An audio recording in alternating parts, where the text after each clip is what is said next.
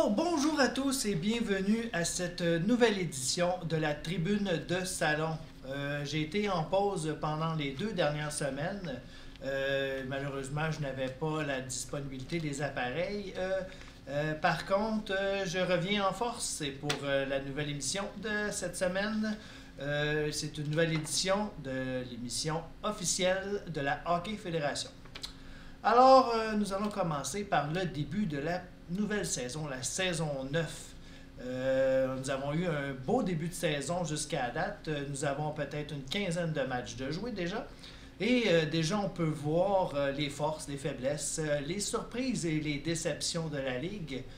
Alors, je vais faire un petit peu un tour rapide de la Ligue concernant les classements, les équipes.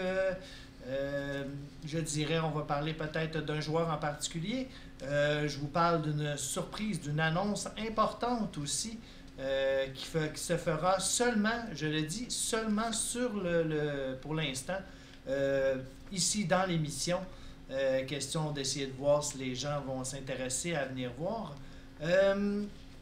Aussi, j'ai reçu un texte, malheureusement il n'est pas à jour parce que j'ai pris 2 semaines de pause, mais je vais quand même le lire. C'est un texte intéressant des New York Islanders. Par contre, le segment Sous la lampe cette semaine, il n'y en aura pas parce que j'ai contacté aucun DG pour les 5 questions, mais je me reprends pour la semaine prochaine. Alors, on va commencer tout de suite avec les forces, les faiblesses, les déceptions, les surprises du début de saison. Je vais commencer par les surprises. Nous avons les Canucks de Vancouver qui, la saison dernière, a eu de peine et de misère à faire les séries. Ils ont terminé 16e.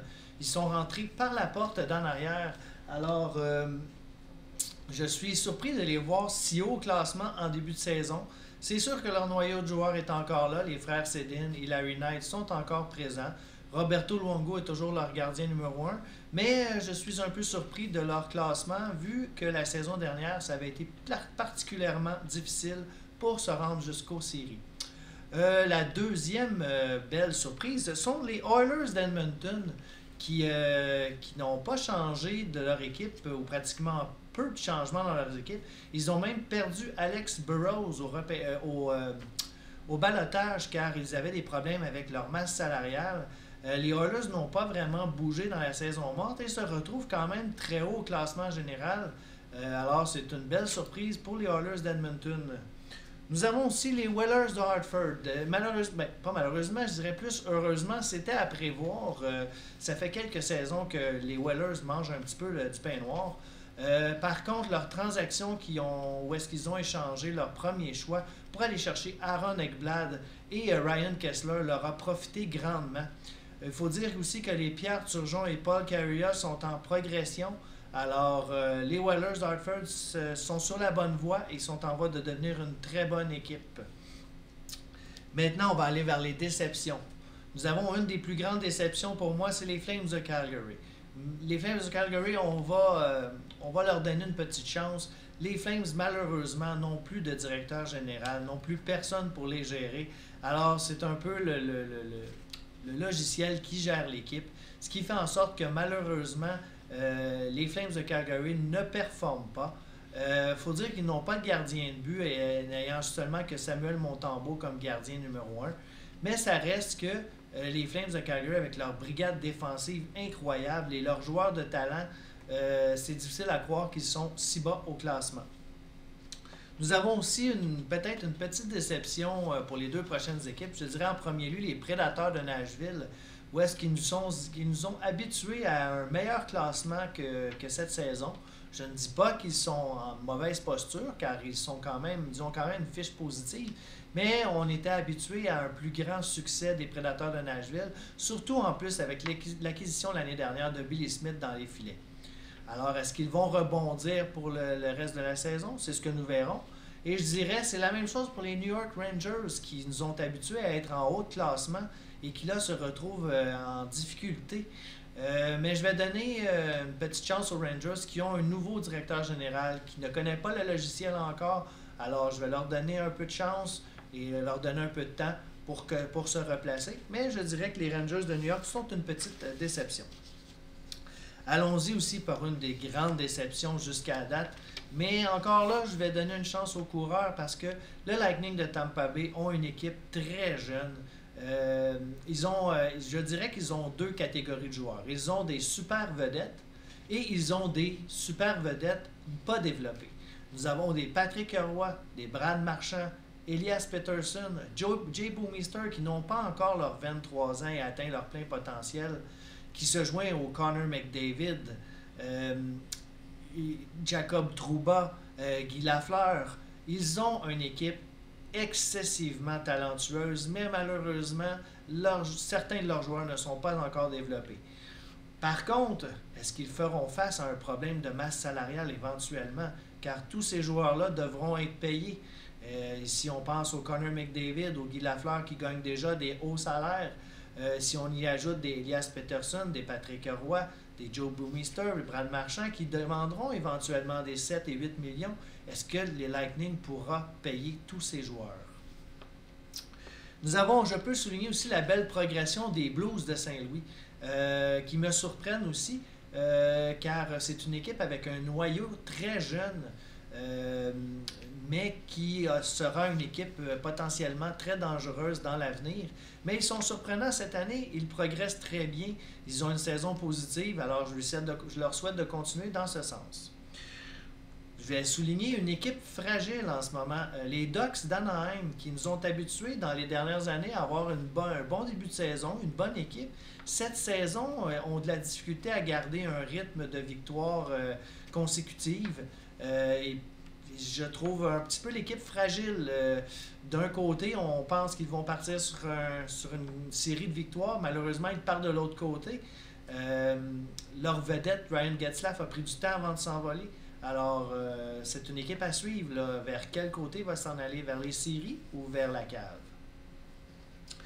Maintenant, on va passer du côté des transactions. Il y a eu plusieurs transactions depuis le début de la saison 9. Il y a eu pas moins de 25 transactions depuis le début. Je ne vais pas les énumérer, je ne vais pas en parler. Plusieurs transactions, on a eu pris connaissance pendant la saison morte. Mais il y a beaucoup de transactions et il y a beaucoup de mouvements.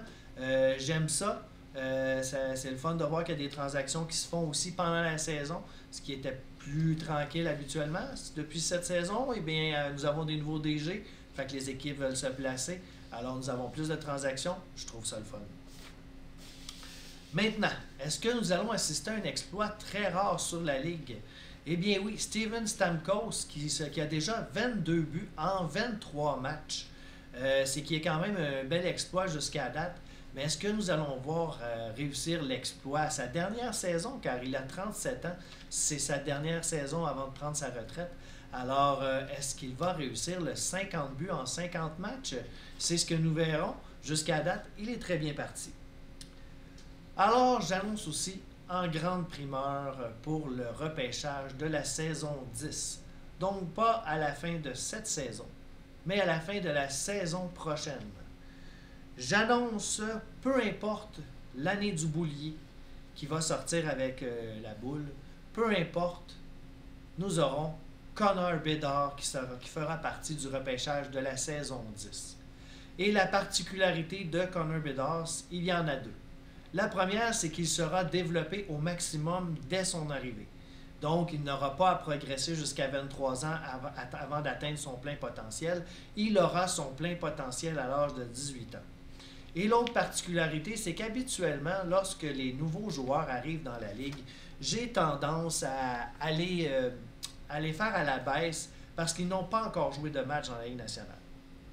Ils n'ont pas encore joué, ils n'ont pas encore prouvé leur réelle valeur. Alors, je décide toujours de les descendre un peu. C'est pour ça que, mettons, Juraj Slafkovský n'aura pas 800 en offensive lorsqu'il va arriver, ou peu importe. Tous les nouveaux joueurs qui viennent d'arriver dans les trois derniers repêchages, ils n'ont pas leur plein potentiel parce que je les évalue, comme je vous dis, en fonction de... On ne sait jamais si ça va devenir une réelle vedette ou un flop. Mais pour Connor Bedard, je vais faire une exception. Il semble être le prochain Sidney Crosby, le prochain Connor McDavid. Alors, Connor Bedard se retrouvera fort possiblement, je n'ai pas les chiffres encore, mais se retrouvera fort possiblement avec entre 850 et 900 en offensive. Alors, c'est une première pour la Ligue.